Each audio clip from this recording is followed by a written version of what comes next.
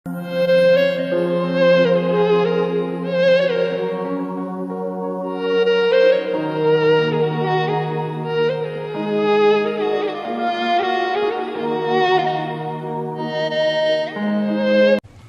sekalian saya muliakan, Sayyidah Khadijah itu sampai Nabi Muhammad dapat wahyu, sebelumnya Sayyidah Khadijah hidupnya mapan.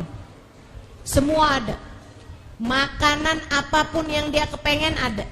Teman-teman sekalian, kangen makan daging tinggal sebelah kambing. Apa aja yang dimaui sama Sayyidah Khadijah ada. Sampai Nabi Muhammad diutus Allah sebagai seorang nabi, mulai itu kehidupan Sayyidah Khadijah secara perekonomian menjadi jatuh sampai habis, teman-teman sekalian. Kenapa? Sebab Sayyidah Khadijah memakai hartanya untuk kepentingan dakwah fisabilillah. Nabi Muhammad, Khadijah kesian deh. Bilal tuh, dia masuk Islam akhirnya disiksa sama tuannya. Yaudah kita beli aja Muhammad. Khadijah kesian tuh.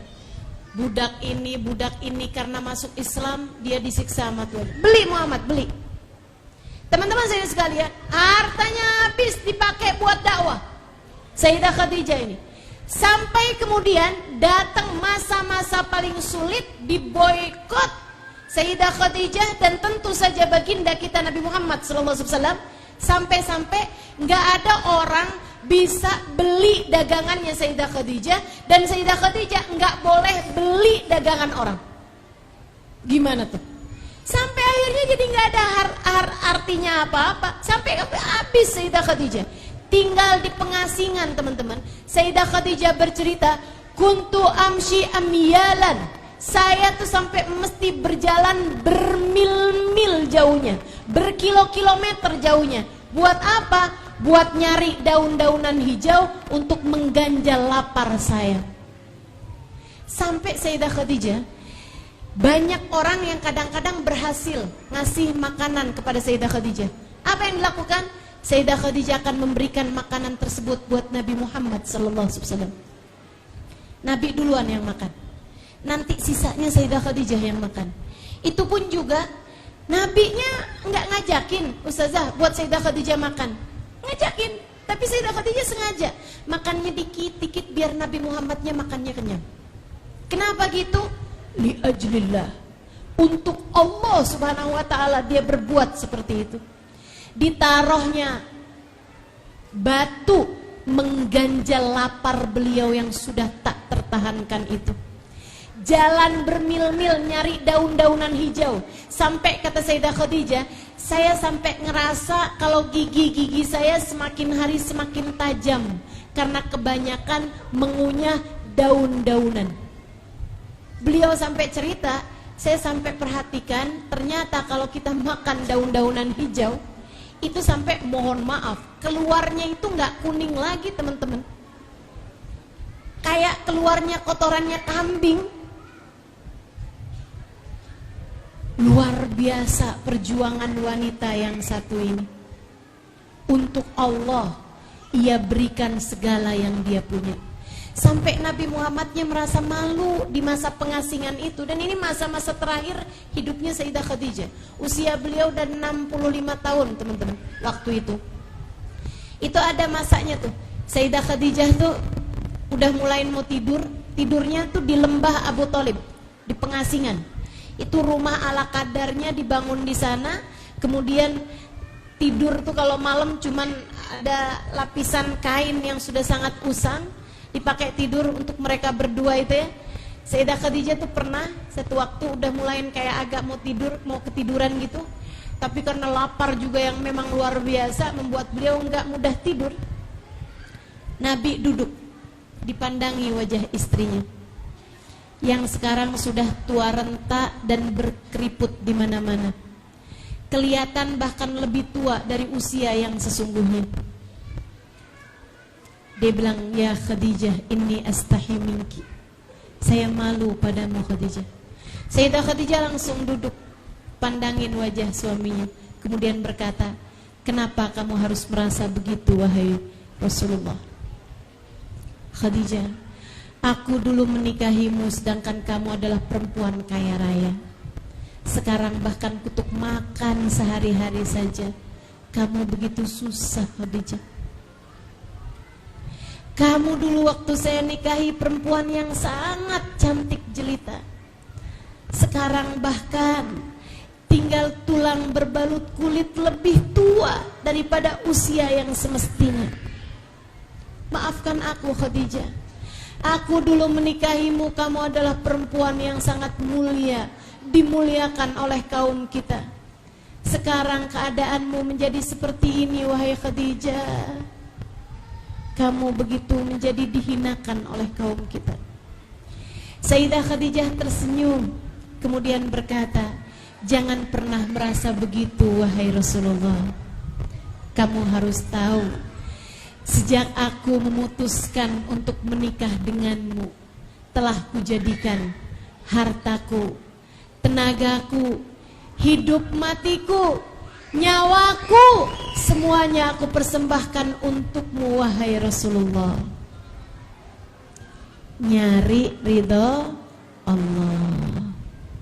Makanya gak heran, teman-teman saya sekalian, yang paling ajaib yang Allah beri kepada Sayyidah Khadijah. Nabi itu pernah di awal-awal datangnya Islam, itu kan Nabi masih sering tuh naik ke atas Gua Hiro untuk ibadah pada Allah SWT.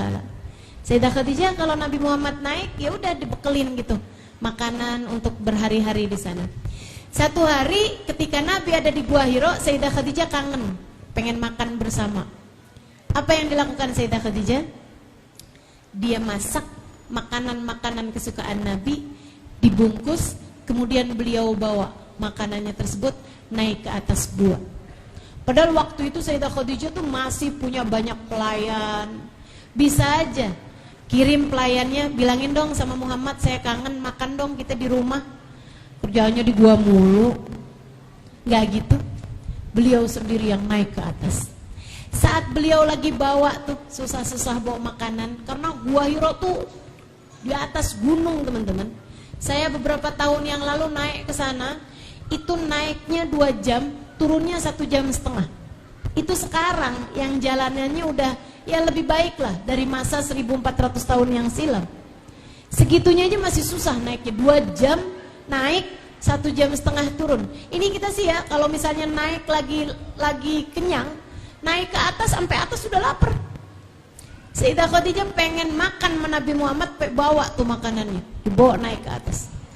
Jadi sekalian saya muliakan, Nabi Muhammad alaihissalam ketika sedang ibadah di gua tersebut, habis selesai salam sholat, didatengin sama malaikat Jibril. Ya Rasulullah, satati ilaik Khadijah. Wahai Rasul, Khadijah sebentar lagi akan tiba, akan datang padamu, bita'amin wa idan. Dia bawa makanan bersama dengan lauk pauknya. Sampai diceritain sama Allah lewat lisan malaikat Jibril. Teman-teman, ini perempuan seperti kita juga, sama kita juga. Capek kalau habis masak, gitu kan ya? Sama juga sama kita, kadang-kadang kangen, kepengen makan sama suami, sama orang yang kita sayangi. Gak enak rasanya nih kalau makan sendirian terus. Sama kita. Akan tetapi Allah sampai perlu-perlunya menurunkan malaikat Jibril, ngasih kabar gembira kepada Sayyidah Khadijah, teman-teman sekalian. Ini kan luar biasa banget, sampai diceritain sama malaikat Jibril, wahai Rasulullah, Khadijah sebentar lagi akan sampai padamu. Idza ja'at. Dia datang nih bawa makanan sama lauknya. Kalau dia nyampe ke sini, wahai Rasulullah, kabarkan padanya, innallaha yugri'uhas salam. Allah berkirim salam padanya. Perempuan kayak kita, punya badan kayak kita, teman-teman, darah daging kayak kita, teman-teman. Akan tetapi Allah berkirim salam padanya. Kenapa sampai dikirimin salam sama Allah? Karena Allah ridho padanya. Karena dia sepanjang hidupnya mencari ridho Allah Subhanahu wa ta'ala lewat jalan Nabi besar Muhammad sallallahu alaihi wa ala alihi wa sahbihi wasallam. Apabila ia datang, sampaikanlah Allah berkirim salam padanya, dan aku malaikat Jibril kirim salam padanya. Kabarkanlah padanya, wahai Rasulullah, Allah sudah menyiapkan untuknya sebuah rumah di surga. Di dalamnya tak ada lagi kelelahan, di dalamnya tak akan ada lagi derita. Nabi senang benar. Gak lama malaikat Jibrilnya hilang, kemudian masuklah Sayyidah Khadijah. Itu Sayyidah Khadijah begitu naik, gak ada sambat kayak kita, gak ada keluhan macam kita gitu. Aduh Muhammad, capek banget sini ternyata. Kamu kok seneng banget sih ada di sini? Capek loh, 2 jam loh saya dari bawah. Nih bawa makanan nih buat kamu nih. Cuman kepengen makan barengan sama kamu. Gak ada. Sayyidah Khadijah begitu nyampe, dia gelarkan supra, dia taruhin makanan. Nabinya ngeliatin aja. Ya Allah, Nabi liatin nih perempuan solehah sekali, sampai Allah Subhanahu wa ta'ala bahkan berkirim salam padanya. Habis dirapiin, kemudian Nabi Muhammad bilang, Khadijah, lebih ya Rasulullah, tadi barusan malaikat Jibril datang padaku. Oh,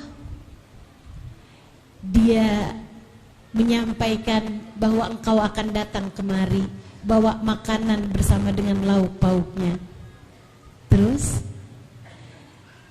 dia memberitahu padaku, wahai Khadijah, bahwa Allah berkirim salam kepadamu dan malaikat Jibril berkirim salam padamu, dan aku suamimu mengucapkan salam padamu, wahai Khadijah.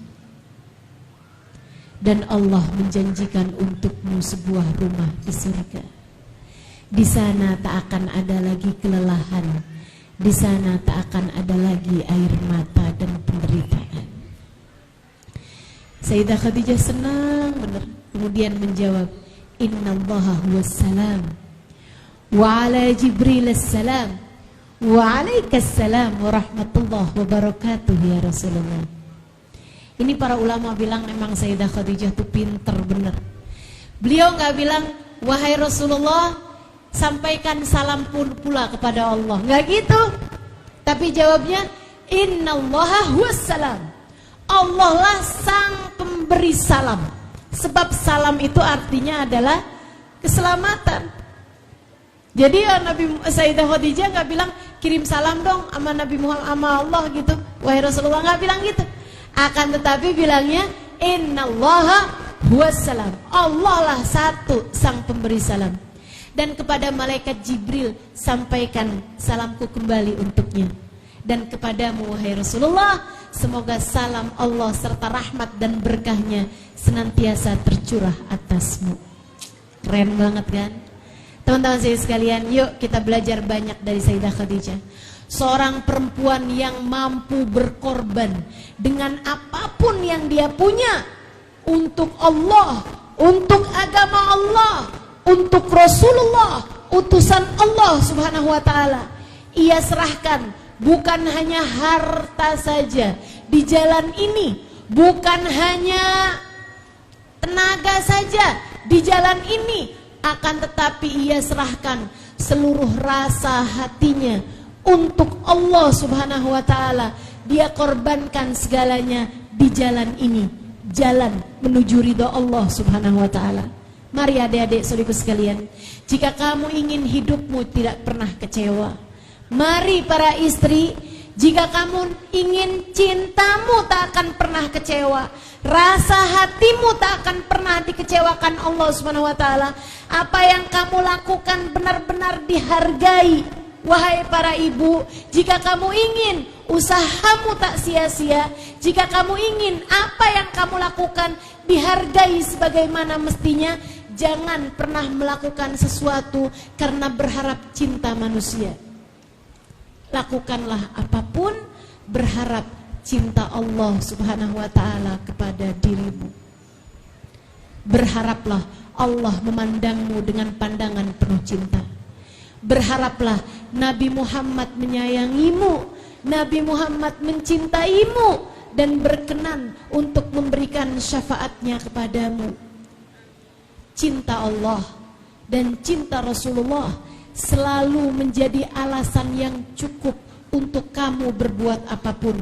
Selebihnya, cinta manusia tidak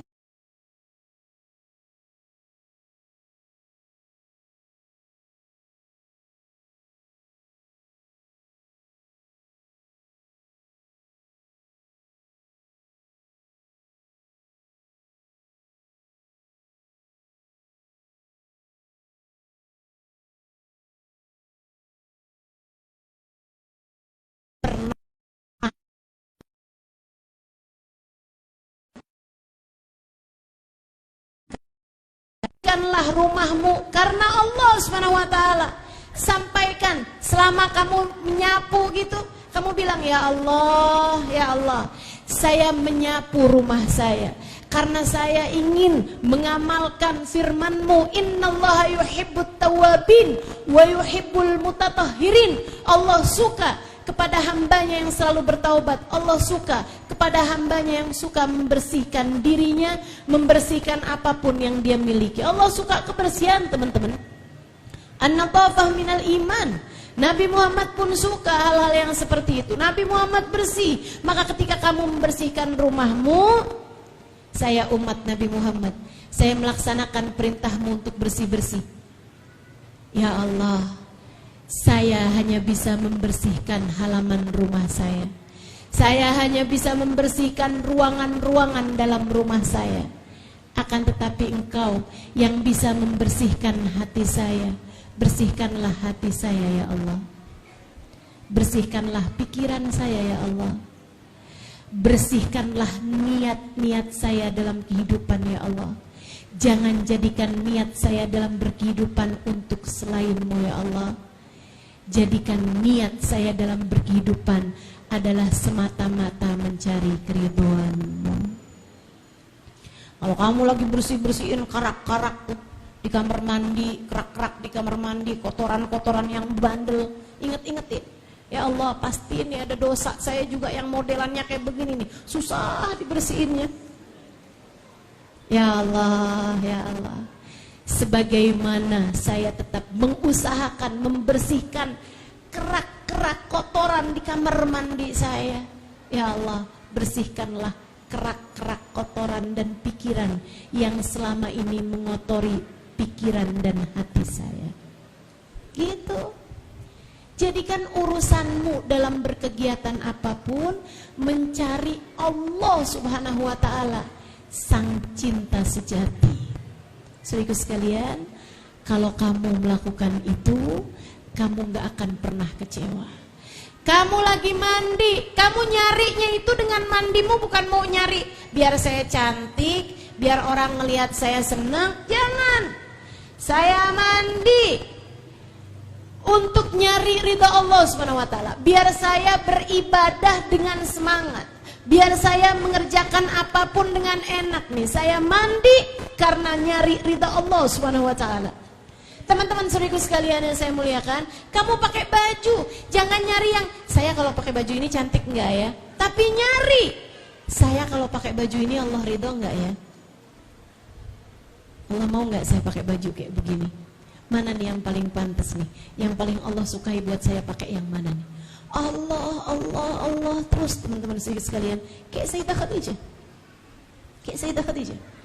Kalau kamu bisa mengerjakan itu dalam hidupmu, bahkan kamu nih ya, masakin buat suamimu karena dia memintanya, kerjakan karena Allah.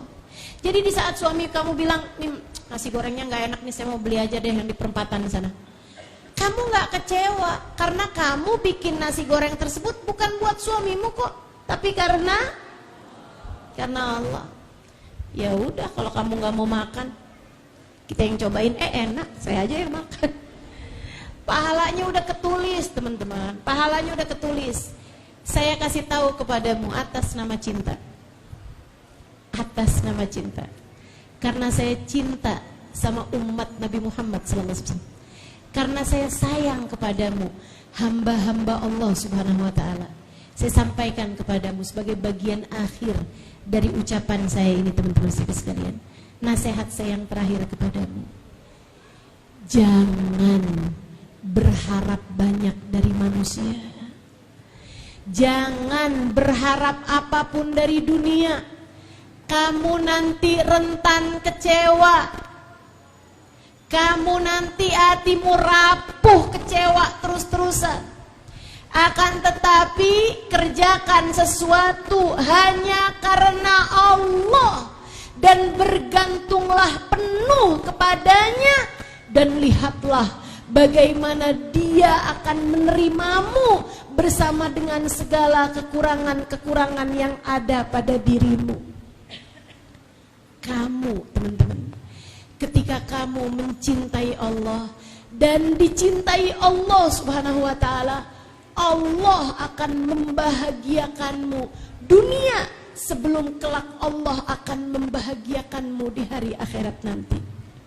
Saudaraku sekalian, kebayang satu waktu akan datang masanya di mana datang ajal menjemputmu. Kalau hari itu kamu tidak mendapatkan cintanya Allah, tidak mendapatkan keridhaan Allah, karena yang kamu cari di dunia hanya sebatas kesenangan dunia, yang kamu bela-belain hanya sebatas cinta manusia. Ketika datang ajal menjemputmu dan Allah menutupkan pintunya darimu, kepada siapa kamu akan datang? Siapa yang kamu harapkan? Akan tetapi, kalau kamu sudah meraih cinta Allah dalam hidupmu, kalau kamu sudah meraih ridha Allah dalam hidupmu, saat datang ajal menjemputmu, telinga batinmu akan diperdengarkan panggilannya. Ya ayyatuhan nafsul mutmainnah, irji'i ila rabbiki radiyatan mardiyah. Kamu mungkin tidak diberi kabar gembira seperti Sayyidah Khadijah. Tentu teman-teman, beda kelasnya. Tidak akan ada kabar gembira seperti Sayyidah Khadijah mendapatkan kabar gembira dari Allah Subhanahu wa ta'ala lewat malaikat Jibril kepada lisan Nabi Allah Muhammad sallallahu alaihi wasallam. Akan tetapi sangat mungkin saat datang ajal menjemputmu, kamu diperdengarkan panggilan Allah, ya ayyatuhan nafsul mutmainnah, irji'i ila rabbiki radiyatan mardiyah. Wahai pemilik hati yang tenang, wahai yang Allah senantiasa ada dalam hatinya, sehingga hatinya selalu tenang. Irji'i ila rabbik, saatmu pulang kepada Allah, radiyatan mardiyah, kamu ridho kepada Allah, kamu cinta kepada Allah, dan kamu telah diridhoi dan dicintai oleh Allah. Fadkhuli fi ibadi, masuklah kamu ke dalam golongan hamba-hambaku. Fadkhuli jannati, masuklah kamu ke dalam surgaku. Saudariku sekalian, tanpa ridho Allah, tanpa cinta Allah, kuburan pasti akan menjadi sesuatu yang menakutkan. Tapi dengan ridho dan cinta Allah, kuburan adalah merupakan istana-istana terindah bagimu ketika kamu sudah mati nanti. Rabbana zalamna anfusana wa illam taghfir lana wa tarhamna lanakunanna minal khasirin. Rabbana atina fid dunya hasanah wa fil akhirati hasanah wa qina adzabannar. Da'wahum fiha subhanakallahumma wa tahiyyatuhum fiha salam. Akhiru da'wana anil hamdulillahi rabbil alamin wa ila hadratin nabi al-fatihah.